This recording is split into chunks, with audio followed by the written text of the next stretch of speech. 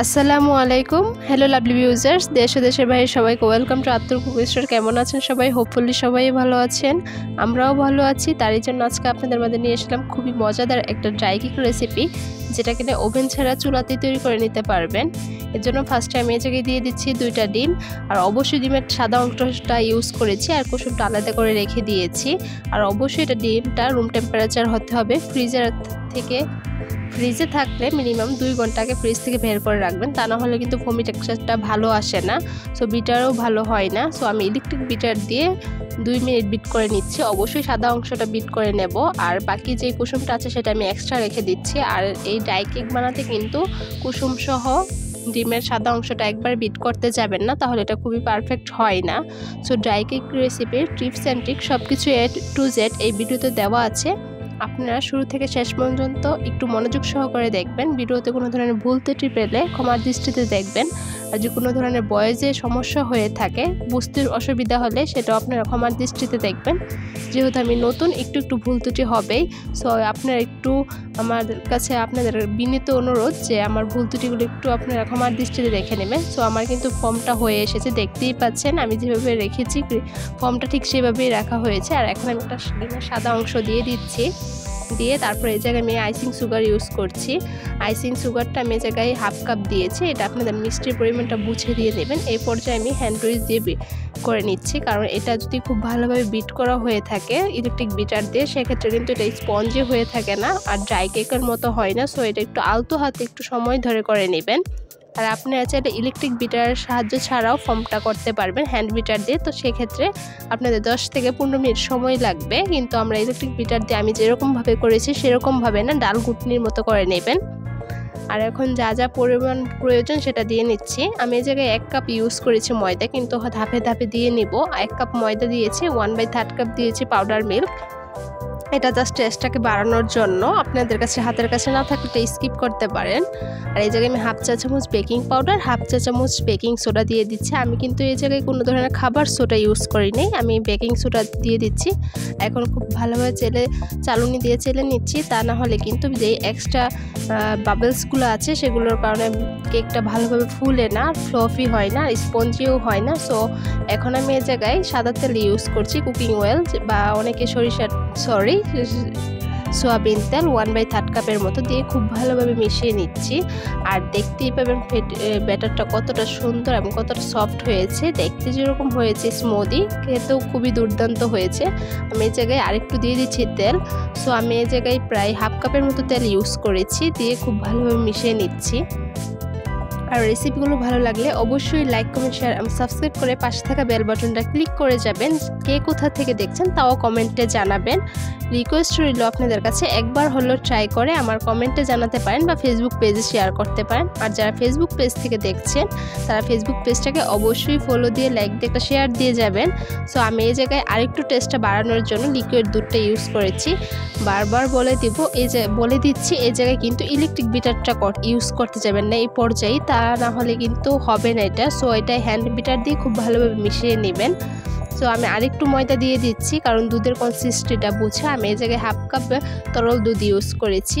So 1/2 cup দিয়ে খুব ভালোভাবে আমি আরেকটু, যে আমার ফুললি 1 কাপ ময়দা লেগেছে, আমি ডিসক্রিপশন বক্সে সব কিছু ডিটেলস দিয়ে দিব, প্রয়োজনীয় যা যা উপকরণ লেগেছে। সো আমার দেশের বাহিরে যারা প্রবাসী আপু ভাইয়ারা আছেন তাদের সুবিধার্থে, বা ব্যাচেলার ভাইয়ারা যারা নাকি স্টাডির জন্য যেয়ে থাকেন, সো অনেক সময় খেতে ইচ্ছে করলেও খেতে পারেন না, তার জন্য আমি এই সিম্পল রেসিপিটা আপনাদের কাছে শেয়ার করছি। সো এখন আমি টেস্টটাকে বাড়ানোর জন্য যে পর্যায়ে ভ্যানিলা এসেন্সটা দিয়ে দিচ্ছি। আপনারা কিন্তু এই পর্যায়ে ড্রাই কেকটার জন্য কোনো ধরনের ফুড কালার ইউজ করবেন না, কারণ এটা ফুড কালার ইউজ না করার পরিবর্তেও কিন্তু একটা কালার আসবে, দেখতেই পারবেন। আর ফুড কালারটা দিলে সেক্ষেত্রে ভালো কালার আসে না পারফেক্টলি। এখন আমি একটা কেক মোল্ড নিয়ে নিচ্ছি। কেক মোল্ডে একটা বেকিং শিট দিয়ে খুব ভালো একটা অয়েল ব্রাশ করে নিচ্ছি, 1 চামচের মতো অয়েল দিয়ে। সো আমার গলার একটু প্রবলেম থাকার কারণে ভয়েসটা একটু সমস্যা হতে পারে, তার জন্য আপনাদের কাছে রিকোয়েস্ট রইল আন্তরিকভাবে যে আমাকে একটু ক্ষমার দৃষ্টিতে দেখবেন। তো এখন আমি খুব ভালোভাবে দিয়ে, দেখতেই পাচ্ছেন তেল আউট হয়ে গেছে ব্রাশ করা। এখন সম্পূর্ণ কেকের ব্যাটারটা দিয়ে দিচ্ছি, আর দেখতেই পাচ্ছেন এটা কতটা পারফেক্ট হয়েছে। আমি দেওয়ার সাথে সাথে এটা পড়ে যাচ্ছে। সো এই কথাটা বলছিলাম, যারা দেশের বাইরে আছেন তাদের সুবিধার্থে কিন্তু ডেসক্রিপশন বক্সে A to Z দেওয়া আছে আমি কীভাবে তৈরি করেছি। কথা না বুঝলে সেক্ষেত্রে আপনারা সেটা দেখে তৈরি করে নিলে আমাকে কমেন্টে জানাতে পারেন। এখন আমি এই পর্যায়ে একটা হাঁড়ি দিয়ে দিচ্ছি। আগে চুলার আঁচটা বাড়িয়ে হাঁড়িটা আমি হিট করে নিচ্ছি, তারপর একদম চুলার আঁচটা কমিয়ে মিডিয়াম টু লো দিয়ে কেকটা দিয়ে দিব। 20 মিনিট পর আমি ঢাকনা খুলে দেখতেই পাচ্ছি আমার কেকটা কত পারফেক্ট হয়েছে। আর এখন কিন্তু কাজ শেষ না, এটা ঠান্ডা হওয়ার পর আমি এটা খুব ভালোভাবে কেটে নেব। আর এটা কিন্তু দেখতেই পাচ্ছেন কত সফট হয়েছে। আর আমি যে বেকিং শিটটা দিচ্ছি সেটা আমি খুলে নিয়েছি, খুদে আপনাদের সামনেই খুলছি। আর আপনারা কী কী রেসিপি চান কমেন্টে জানাবেন, ইনশাল্লাহ আমি দেওয়ার ট্রাই করব, কারণ যেহেতু আপনারা আমার ফ্যামিলি। সো আজকে এটা শেয়ার করে ফেললাম, আশা করছি আপনাদের উপকার হবে। সো এখন আর বেকারির থেকে না খেয়ে এখন হেলদিভাবে ঘরেই তৈরি করতে পারবেন। আর আত্তুর কুকিং স্টুডিও মানেই হচ্ছে সামান্য উপকরণ আপনাদের মাঝে নতুন নতুন ভিডিও, নতুন নতুন রেসিপি শেয়ার করা। সো হাত দিয়ে কিন্তু আমি চেপে দেখিয়ে দিচ্ছি কতটা ফ্লাফি হয়েছে আর কতটা স্পঞ্জি এবং তুলতুলে সফট হয়েছে, দেখতেই পাচ্ছেন। সো আমার রেসিপি ফলো করে যদি আপনারা তৈরি করে ফেলেন, আমি 100% শিওর আপনারা বিফলে যাবেন না। আমাকে কমেন্টে ইনশাল্লাহ বলবেন যে ভালোই হয়েছে, আশা করছি। সো আমি কিন্তু খুব ভালোভাবে দেখতেই পাচ্ছেন ডাই কেকের মতো কেটে নিচ্ছি। এই পর্যায়ে কিন্তু কেকটাকে একটু ঠান্ডা হতে দিতে হবে, তা না হলে কিন্তু ভালো হবে না। সো আমি একটু ঠান্ডা হয়ে দিয়ে তারপরে কেটে নিচ্ছি। আমার এই জায়গায় 8 থেকে 9 পিস হয়েছে ডাই কেকটা। আর এখন আমি এই জায়গায় মধ্য করে ডাই কেকের যে শেপটা আছে সেটা দিয়ে নিচ্ছি।